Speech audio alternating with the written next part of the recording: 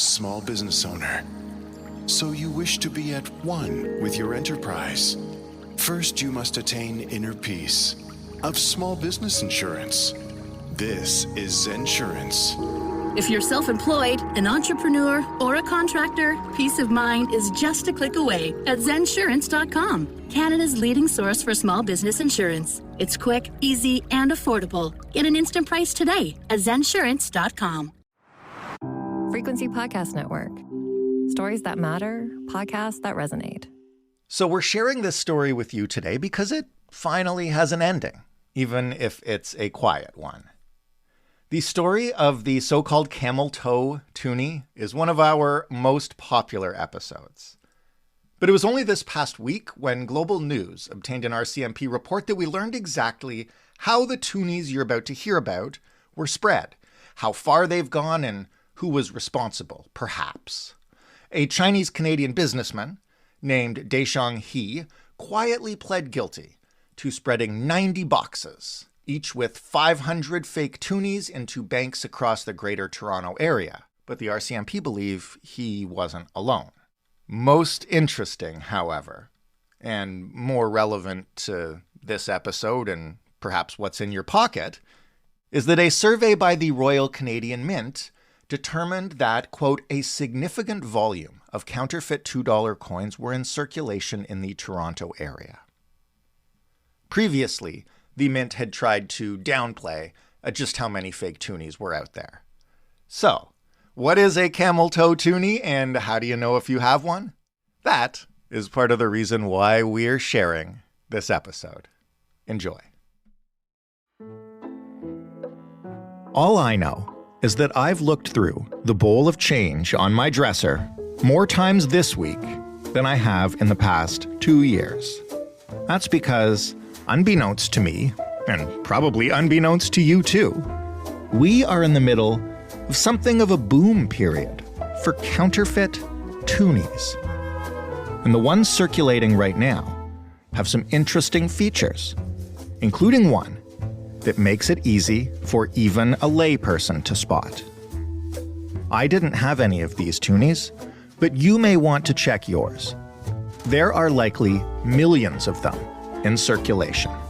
So what's wrong with them? Who's doing this and how? How do they end up in banks and cash registers? And why would someone counterfeit toonies as opposed to 20s? These are all valid questions. And they're all questions that you can't answer without taking a trip into the world of coin collecting, which, despite how frequently you pay without cash these days, is still thriving.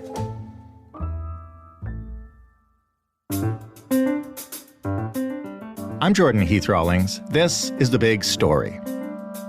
Brent Mackie is the creator and administrator of a website called cameltoetoonies.ca. We'll get to that in one moment. He's an avid numismatist, an amateur counterfeit investigator, and the treasurer of the Waterloo Coin Society.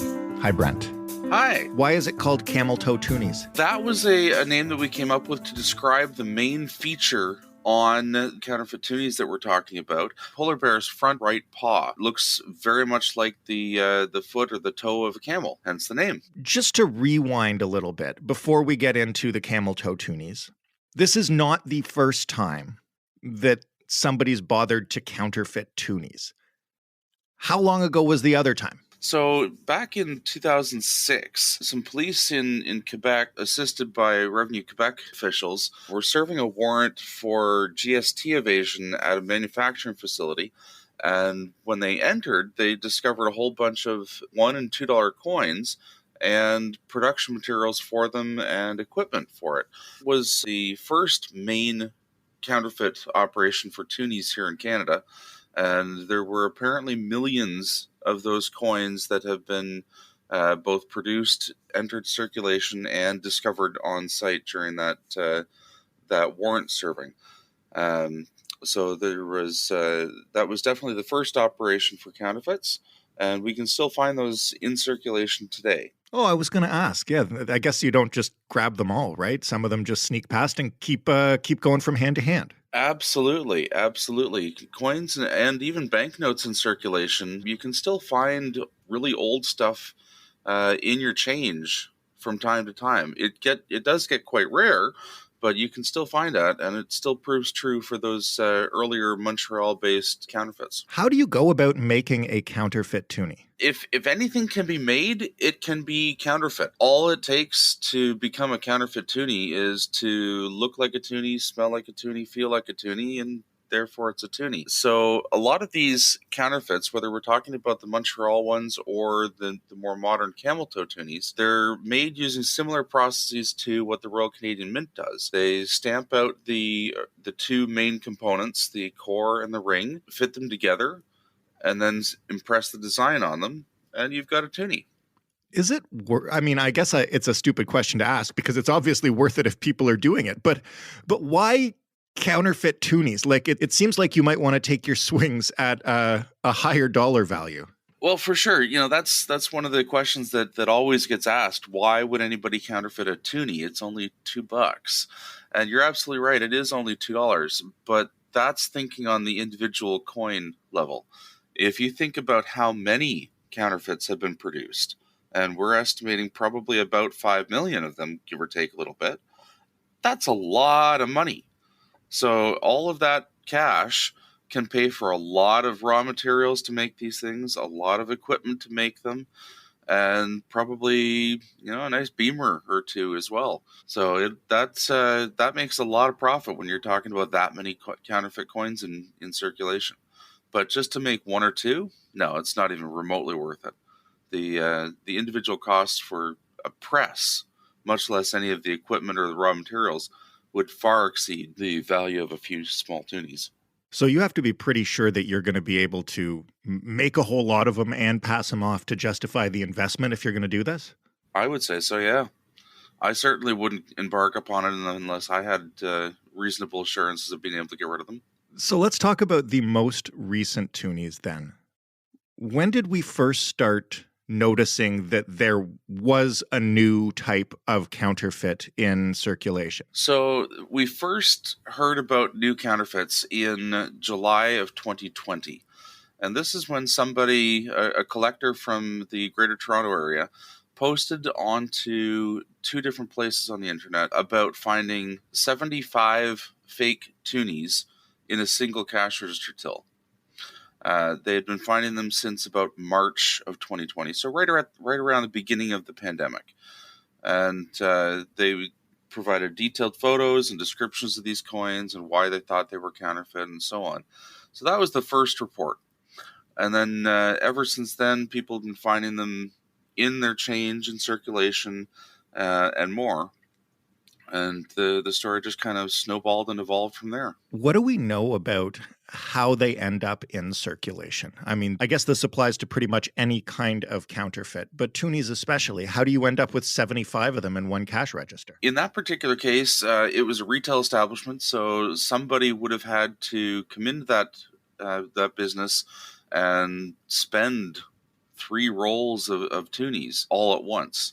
It could have also possibly been that that retail establishment had a supply of cash from the bank, and they just opened up those 3 rolls, and all 3 of them were counterfeit. But those are probably the 2 most likely scenarios that resulted in that.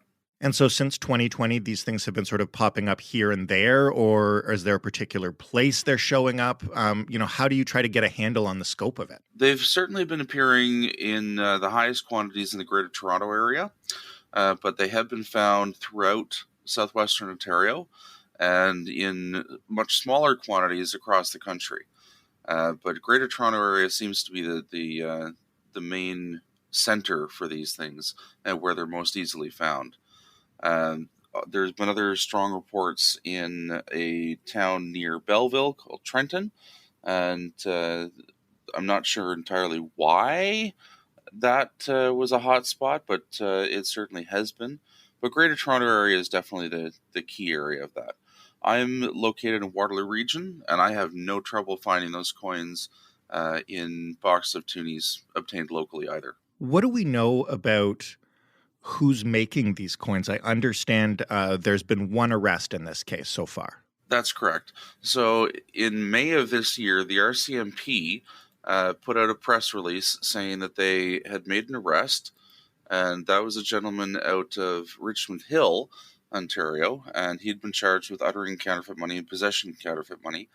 And during the RCMP's investigation, they had seized approximately 10,000 of those counterfeit $2 coins. Not all of them were seized from the individual that was arrested. A lot of them were seized just from circulation. But that one individual that had been arrested, I don't necessarily think that he's the only person involved with this. For the number of coins that have hit circulation, I think it would probably take a lot more than the efforts of one individual to do that. But that's all the RCMP's really said so far. Just one arrest at this point.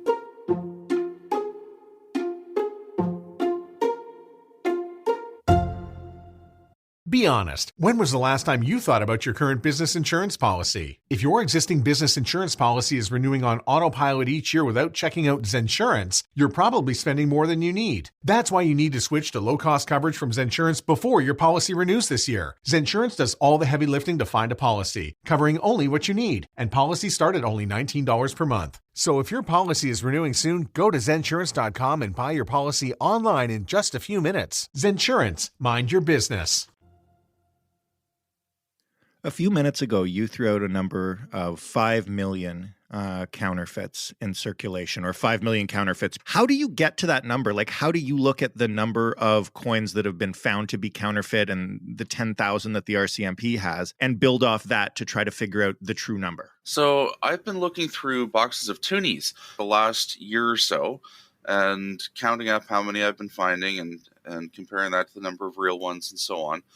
And I've come up with a number of counterfeits that I've found over that time.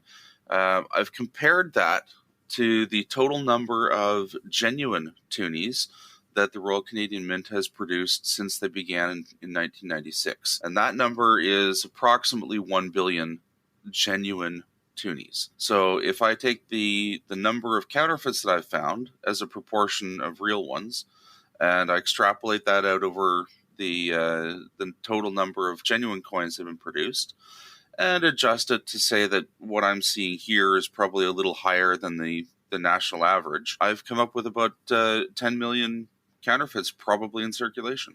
So I know that you're not privy to the inside of the RCMP investigation or how banks are attacking this. But I guess my question is, if you're going to counterfeit something at that scale, you would at some point need to get it into the banking system in order to actually do it effectively, right? Like, you can't just go around to retail stores dropping rolls of toonies all over the place. You probably need to deposit them somewhere. Is that correct? How do you get rid of that many toonies? Well, I'm certainly no expert on counterfeiting coins in terms of actually making them and distributing them. But if I were to do that sort of thing, it certainly would be necessary to get that kind of volume into the banks by a bulk deposit or maybe even something a little bit more creative. Let's take a page out of your average Hollywood movie and hypothesize for a second here. So imagine you are driving a secure van, Brinks truck, if you will. Sorry, Brinks. And you start your shift in the morning. You're all loaded up with brand new cash and coins, ready to make your deliveries out to banks and grocery stores and whatnot. Shortly after you leave your warehouse, you roll up into another shady part of town, come up to another warehouse, the door opens up, you drive in, and you open the back doors of the truck and start unloading a whole bunch of genuine toonies and load up a whole bunch of counterfeit toonies. You shut the doors, out you go, back on your run again, and now you're starting to distribute boxes of counterfeit toonies to all of these stores and banks and so on. And if anybody doesn't look, they're none the wiser. Now, is that realistic? I don't know. It's Hollywood. Take that for what it is. But could it happen? Maybe. I would like to trust that the security system is probably a little bit better than that to prevent something like that from happening, but who knows? Well, something's clearly happening if we're seeing fakes at this kind of scale, right? Absolutely. And I can also tell you that from firsthand knowledge, I went to a bank in May of last year in the Greater Toronto area, and I was exchanging some boxes of toonies there. And one of the boxes that I received, I crack it open just to have a quick look inside before I leave the branch, just to see what kind of rolls they are. If they were customer wrapped rolls, or maybe they're brand new rolls from the Royal Canadian Mint, I like to just poke inside and have a look. And in this particular box, they were all clear plastic clamshell rolls that you can get from the dollar store or something like that. So I could see the end coins on each one of those rolls. And just from a quick glance, I knew that each one of those rolls were counterfeit. So I, of course, checked one of the rolls just to see if it was just the end coins that I was unlucky enough to see, or if it was the whole thing. And it turns out that the entire box was counterfeit, $1,000 of counterfeit toonies. So I had a chat with the manager and asked if they had any more of the rolls, and they still had 10 of them up the front of the branch, and they had apparently been giving out the rest of them all morning. So they had 2 full boxes of counterfeit toonies in that particular branch. And I asked the manager where they got them, just to be curious if it may have came in from a customer or otherwise. And she said that it came in on their overnight delivery. So maybe there is something to my little Hollywood theory. I don't know. Let's talk about the coins themselves. We touched on it off the top, but how good are these fakes? You mentioned that you can kind of recognize them at a glance. Would a normal person? Probably not. Most people don't even look at their coinage. If it's bimetallic and has a silver ring and a gold-colored core, and it's about the size of a toonie, it's a toonie. They'll spend it to buy their coffee or whatever they want. They don't look at their coins. Somebody who does, maybe they're a novice collector or something, they might think that something's a little off, but they probably wouldn't be able to put their finger on it. But once you're really looking at it, you know what a genuine toonie looks like, and therefore you know what a counterfeit toonie would look like. You can figure out that this coin's a little suspect, and this is off, this is a little different, and so on. So most people wouldn't be able to tell. But there are a couple of easy ways to identify these new camel-toe counterfeit toonies. The easiest way, and I think we've alluded to that before, polar bear's front right paw.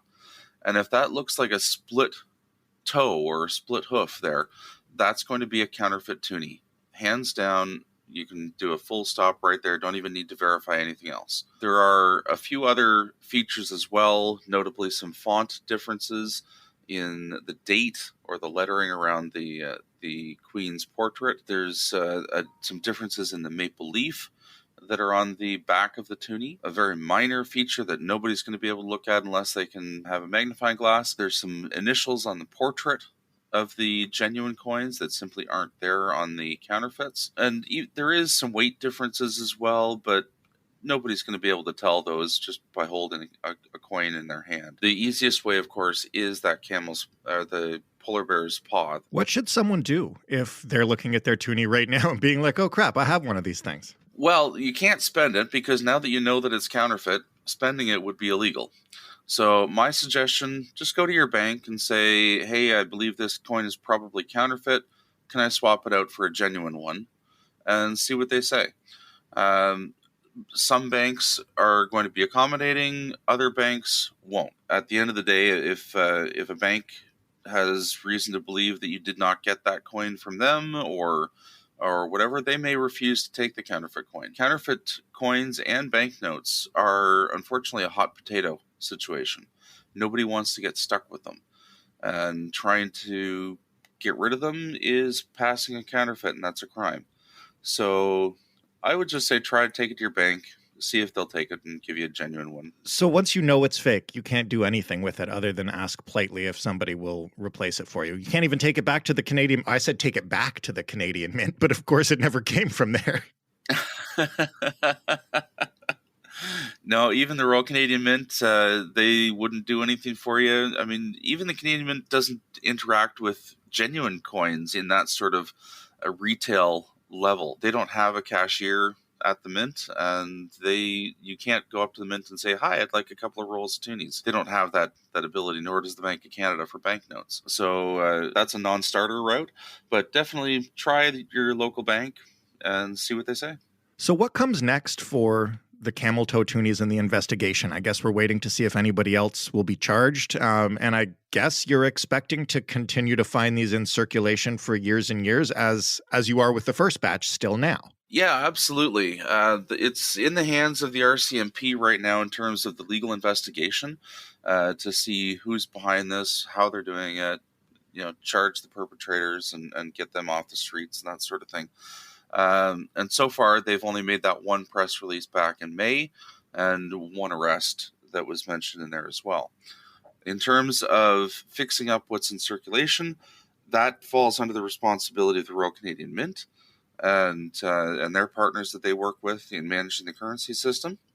They have the ability to sort out these old counterfeits and other old coins. It doesn't appear that they're doing that at this point in time yet, but it's hard to tell without them making any sort of comment. But we may see over time that they've started to pull out these counterfeits and or some older pre-security toonies from circulation. That would probably be the best way to clean up what's out there. Just pull out all the old stuff and start replacing it with brand new coins. And then, even with those Montreal toonies that we're still seeing 15 years later, I suspect that we're going to find the camel-toe toonies in circulation for years to come, especially if the Mint doesn't actively withdraw all of the old coins from circulation. What do you still want to know about these coins that you don't? I want to know who's making them, how many were made, and what the Royal Canadian Mint is going to do about them. The last thing I want to ask you is just a general thought that I've been having for a while that I know I want to talk to you about. It.